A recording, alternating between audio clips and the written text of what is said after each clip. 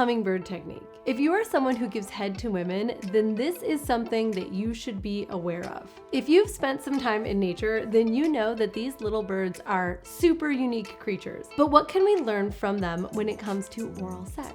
I bet you didn't know that they had some wisdom to share in that department. In this video, I'm going to share a seriously underrated way to approach the clit. And of course, I'm going to share step by step so that you know exactly what to do. But first, let's break down who this technique is perfect for. Chances are most women will enjoy the hummingbird technique once in a while, but this is especially great for women who have very sensitive clits. You see, for some women, direct clitoral stimulation can be a little overwhelming, and the hummingbird technique is a great way to directly stimulate the clit, but in a way that is gentle enough and specific enough, as you'll see, that she can enjoy it without getting overstimulated. And if your partner is someone who requires more of an intense experience on her clitoris, if she's someone who likes a lot of pressure, well, this can also be used on her too. You just have to implement it in the right way. And don't worry, I'm going to go over all of that. Before we do the exact technique, you should know that this can be practiced during oral. That's how I'm going to explain it today.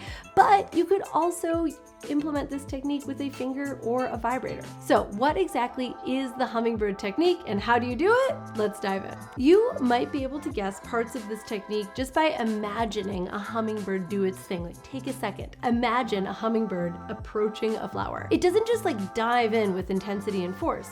It's actually a much more gentle and intricate movement. You see, the hummingbird technique combines the four qualities of this special creature's flight, which are lightness, precision, vibration, and agility in a systematic way to approach and pleasure the clitoris. The first thing to remember when practicing the hummingbird technique is lightness. I know it can be super tempting to just get right up in there and start to apply pressure, but especially for women who are easily overstimulated, a light touch can be exactly what they need to experience pleasure and orgasm. Whether it's with your finger, a tongue, or a toy, you don't want to apply too much pressure when using this technique. So start out really, really light, as if you're almost just tickling her clit with your tongue. You can intensify the pressure for a little bit more sensation, but trust me, this technique is all about gentle touch. If your partner has a sensitive body, this is all she will need.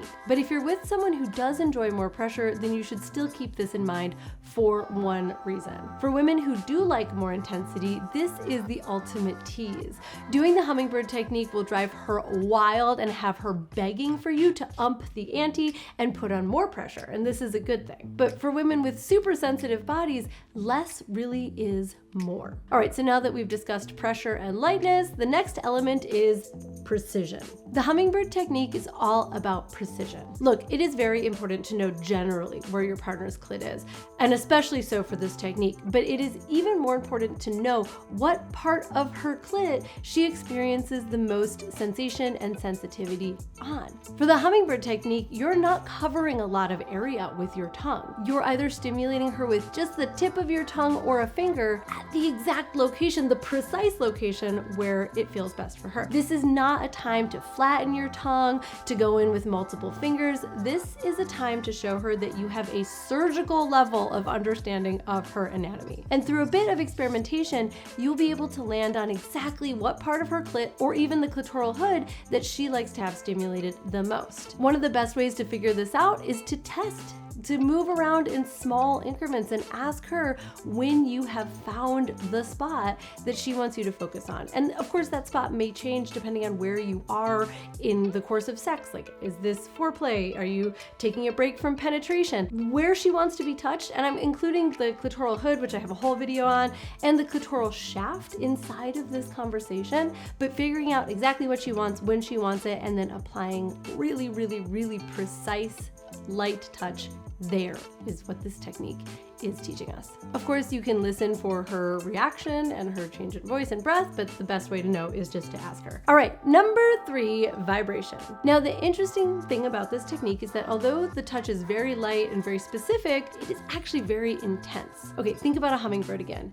These little buggers are fast, and so should your touch. This means a quick flickering of the tongue or of the tip of your finger with a toy. This is obviously very easy because they vibrate, but you do need to be in communication with her about what the intensity is, what kind of vibration she enjoys from that particular toy. It's all about keeping a balance between a high intensity speed and a low intensity pressure. It's a sensation that women don't often experience, so it might be kind of new for them. Keep the movements as small but as fast as you can comfortably maintain. And I do mean maintain. You don't have to be in the hummingbird technique for hours and hours and hours. You'll burn yourself out. It is really important that you choose when to use this and that you make it work for your own body, whether you're using a finger or a tongue, so that you can stay there for a while she gets used to and is able to lean in to the pleasure of that sensation. And of course, if she's getting close to orgasm, you may choose to stop to prevent her from orgasming, or you may choose to just keep going doing the exact same thing, moving quickly and precisely,